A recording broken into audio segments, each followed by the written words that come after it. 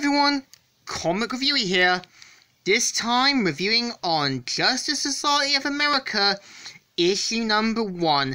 Now, as you know, the Justice Society are meant to be the old version of the Justice League, and originally were part of Earth 2 until the events of Crisis on Infinite Earths, making them a part of the New Earth continuity. Now, the story is meant to pick up sometime after World War III, as well as 52, where Jay Garrick and some of the other old school heroes recruit new heroes for the next generation. And let's get on the story.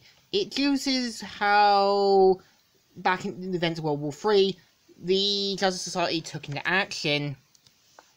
Superman and the others point out that the Justice League is more of a task force, and they need them to help train the new generation of heroes. And Alan Scott says, I've got an idea.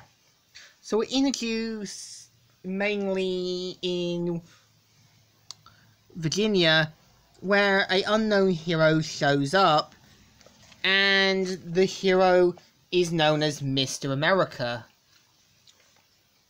And turns out one of his friends who works with him pretty much knows who he is, but can't tell them. And they point out that they need to find the husband whose family was killed.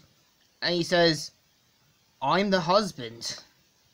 And turns out the guy's name is Thompson. And we also are introduced to where Jay Garrick and the others are picking up the superheroes. Got Power Girl, Liberty, Mr. Terrific, Hourman, Stargirl, and Dr. Midnight. And they point out about, keeping some other ones in check and that. And they even point out how they were originally formed and how others showed up. I don't know why they had to include Robin, given the fact that some of the events of Earth 2 were non-canon, and even some of the other heroes. And Wildcat says, you don't get me money here for picking hit and rolls. You're the only other original member on the team, Ted. I don't know these guys. And so, pretty much, after this, Wildcat says, as soon as they step in the ring. And so we've got Damage battling a powerhouse supervillain, and this is his only appearance. And they both mainly duke it out, and pretty much Damage is shown to wear a mask after what happened to him back with Reverse Flash in the events of Infinite Crisis. And so he takes him out, causes a lot of property damage, says, like your teeth! And so he goes up to him saying, now who's crying like a bitch? And so the officers point out that, what do you think you were doing in that? But he gets into an argument, but thankfully Hourman and Lady Liberty managed to calm him down and even offer him membership. And he says that, he was offered membership by the Teen Titans, as well as the Freedom Fighters. So one of the officers point out saying who's going to pay for the car, and they say, build a Justice Society. Come on, we're parked around the corner. Great.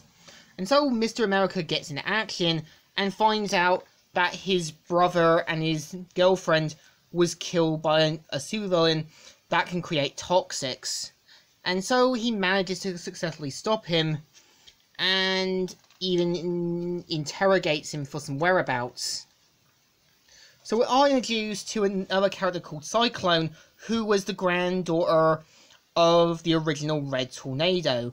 And it was pointed out that she was basically kidnapped by T.L. Morrow, and even had some of Red Tornado's nanites injected into her. She's meant to be this fun, spunky girl, and some of the members look at her, and she says, it's time to try defying gravity, and even tries to go off, and even has the ability of wind manipulation.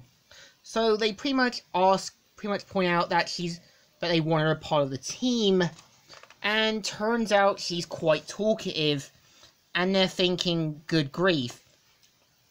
So Power Girl manages to shut her up and says, Maxine, say one more word and we're revoking our offer, okay?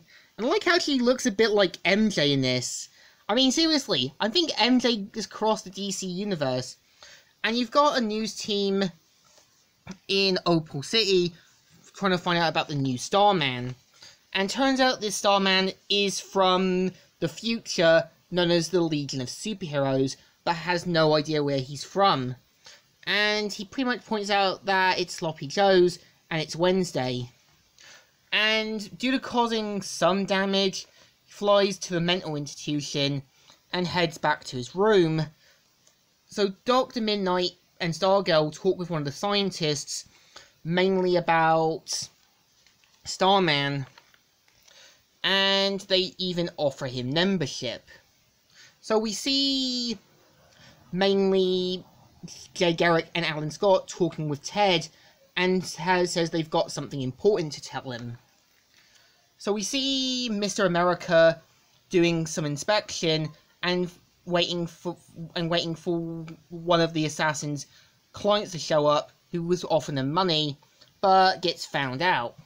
So Maxine meets with her grandmother, and mainly is flabbergasted when she meets the other Justice Society members. People who have come and gone, and some of them are new generation ones. So after this, Jay Garrick and the others make it to where they want to show Ted.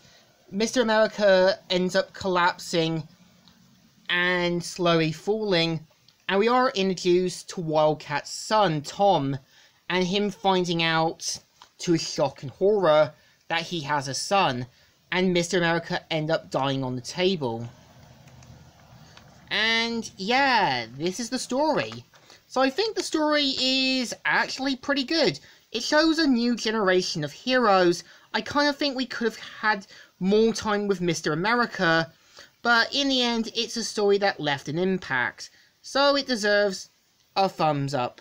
Still good, and still alright.